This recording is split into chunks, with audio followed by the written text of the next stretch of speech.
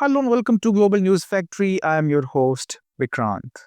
We're covering three topics today. First one is super interesting. BRICS is officially ditching Google and Microsoft now. I will share with you interesting developments from Delhi and Beijing. We know a switch in California, Silicon Valley can mute your voice, freeze your updates, or lock your mail. Countries want shock absorbers, local mail, local docs, local clouds, and that shakes big tech and the dollars behind it.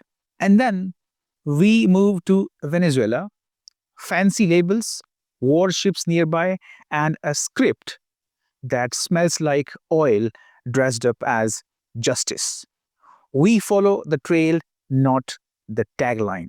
And in the end, we go to Pakistan, public hugs for Washington while Beijing pays the bills, missiles, minerals, mixed signals. Short, sharp, let's roll. So BRICS just opened a new front, not with tanks, with applications, with apps. The target? US big tech's chokehold on our daily lives. Let's start with India because the plot twist is delicious. The government has officially dumped Gmail for official work. Yes, the same Gmail that sits on half the world's inboxes. From now on, 3.3 million central government employees will use mail from India's own tech giant. It is Zoho. ZOHO. The Home Minister even announced his move on X. Small post, big message, data comes home. And the mail switch is only chapter 1. Delhi wants its own social media stack. Our video platforms, our chat apps, our creator tools. The Cabinet Secretary TV Somanathan sent a letter on October 9th telling ministries to initiate action to build a domestic ecosystem of social media. We already have an Indian version of WhatsApp. By the way, it is called Aratai, also by Zoho. Think of it as chat service with desi spice. And now China. Beijing just pulled a quiet stunt with loud meaning. Official documents this week did not come in Microsoft Word format. To read them, you needed WPS Office. It is China's own platform. During a rare earth showdown with the US, China basically said, if you want our files, use our tools. That is not a software update, that is a sovereignty update. And now swing to Russia. In June, the Duma voted to build a state super app, a full stack chat and services hub, not just memes and stickers. Think legal e signatures, forms, bureaucracy, all inside one secure pipe, one super app. The question is, why are BRICS pushing now? Because they watched what happened to the US dollar. For decades, everyone used USD until Washington turned it into a switch. On for friends, off for enemies. Sanctions, seizures, swift drama. You know the whole story, right? Now imagine the same trick with platforms. One day, your videos vanish, your page is throttled, your email gets flagged, your app store silently blocks an update. Not a sci-fi movie, we have seen smaller versions already. So countries are building shock absorbers, local mail, local docs, local social media, local clouds. You can call it non-alignment. I call it common sense. Will this hurt American big tech companies? Yes. Not tomorrow morning, but drop by drop, brick by brick. Government first, state firms next, schools after that, and then creators chase ad money to wherever the audience moves. Platforms follow power, power follows data, and data will soon get a passport stamp. Let's be honest. Going local is not magic.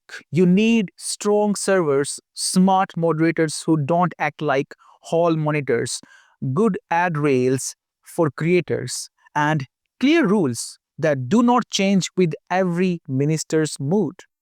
Otherwise, you get our platform with nobody using it. And now the fun bit. Over to you. Are you ready to try BRICS social media? Imagine an Indian video platform built for our bandwidth, our languages, our creators, our payments. Fewer mystery bans, more clear rules. If such a platform drops, would you test it for a week? 10 days? Keep using it if it is good. Say yes or no, or maybe depends on features in the comments. My take is simple. This is not anti America, it is pro autonomy. Use YouTube if you love it, use the Indian rival if it treats you better. Healthy competition makes both behave. The goal is not to burn bridges, it is to build our own road so nobody can block us at a border crossing. So now drop your vote. BRICS social, yes or no? And what one feature would make you switch in day one? Keep it short, keep it real. Let's crowd design the future while big tech watches the comment counter tick up. Moving on, Washington's Bring Democracy World Tour has a new stop. It is called Venezuela. And this time, the script is so loud, even the extras can hear it. So here is the plot, plain and sharp. The US looks all set to label President Nicolas Maduro a drug lord and a terrorist. Yes, the same Hollywood labels and always show up right before bombs, blockades, or a change of management, regime change. We have this report from Politico which says that US may even plot to assassinate Maduro. Yes, America is planning to kill a leader after making false charges. Wow, what a fresh new script it is. Good job, USA. Off Venezuela's coast, American forces have already hit what they call drug boards, killed more than 2 dozen people, and beefed up their presence in the neighborhood. Maduro has said for years this was coming, and now the drumbeat matches the footsteps. And you add a little award season sparkle. Opposition figure Maria Corina Machado gets a Nobel Peace Prize right on cue. You think it's a coincidence? Please, this is not a rom-com. It is casting. First, you give the spotlight, and then you cue the emergency, and then you announce the savior. After all, when you plan to restore democracy, it helps if the new face already has a trophy and a hashtag. Believe me, we have seen this movie in our neighborhood too. Remember Bangladesh? Pro-BRICS Prime Minister Sheikh Hasina was kicked out. Peaceful protesters came in. Nobel halo waiting backstage. Muhammad Yunus now runs Bangladesh without elections, without polls, nothing. Same choreography, different soundtrack. Washington calls it values, the rest of the world calls it regime change with nice lighting. Maduro is not sitting still. This week he told the country it is time to grow local militias fast, even internationalist militia brigades with indigenous allies across South America. Message to the Pentagon is simple. This won't be a walk in the park. Bring boots, not brochures. You want a clean operation? Not here. And the drug lord label they are preparing? Even America's own agencies cannot keep a straight face. The DEA and the UN, they have said Venezuela is not a major drug producer and plays an insignificant role in global flows. Most cocaine takes the Pacific and the Central America routes to the US. So why this anti-narco fireworks off Venezuela's coast? Because the word oil does not play well on cable news. Drugs and terror sell better than we want your crude. Now, how does this end if nobody blinks? Badly. More sanctions, more chaos, more small boards turned into big funerals, and a capital city bracing for accidents. If Maduro is assassinated, don't gasp.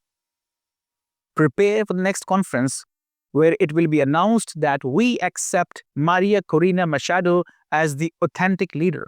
Flags, smiles, and a tanker contract in somebody's briefcase. The labels are ready, the ships are closed, the script is printed, and the ending is always the same. The people pay, the oil moves, and the Nobel goes on a victory tour. Maduro says he will raise militias. Washington says it will raise the stakes. I say raise your voice now because once this show starts, it won't be a comedy and the punchline will be written in barrels. Moving on, and now it is uncomfortable question time. China calls Pakistan an iron brother. America treats Pakistan like a handy tool. So which brother is winning? Iron or remote controlled? Let's start with Monday's soap opera. Pakistan's Prime Minister, 5 minutes on stage about Gaza, and somehow it turned into a love letter to Trump. Let's watch this count show first. Because peace has been achieved after untiring efforts. Efforts led by President Trump, who is genuinely a man of peace, who has relentlessly and untiringly worked throughout these months, day in and day out, to make this world a place to live with peace and prosperity. I would say that Pakistan had nominated President Donald Trump for Nobel Peace Prize for his outstanding, extraordinary contributions to first stop war between India and Pakistan and then achieve ceasefire along with his very wonderful team. Now, park that clip next to the facts. Pakistan has 4 neighbors: Iran, India, China, Afghanistan. In the last 2 years, it has exchanged shots, raids, or missiles with 3 of them. You have India, which calls out cross border terrorism, Iran, it struck extremists on Pakistani soil, and Afghanistan accuses Pakistan of looking the other way on ISIS. 3 fronts burning. The only neighbor not fighting, it is China. And yet, look where the hugs are going. Washington, not Beijing. Pakistan has also signed a rare earth deal with the US, right when China is using rare earths as leverage. If you are Beijing, that is not win-win. That is, what are you doing with my toolbox? Because rare earths are not slogans, they are the guts of missiles, EV motors, radars. Root them wrong and you feed your rivals' factories. And now the air cover. Pakistan is set to receive fresh AIM 120 AMRAAMs from Raytheon. Those are the standard weapons for Western fighters: F-16, F-15, F-35, Typhoon, Gripen. Translation: the pipeline to US kit is open and it does not open for just one box. We may soon see Pakistan buying new American fighter jets too. So where does that leave China-Pakistan ties? Let's be blunt.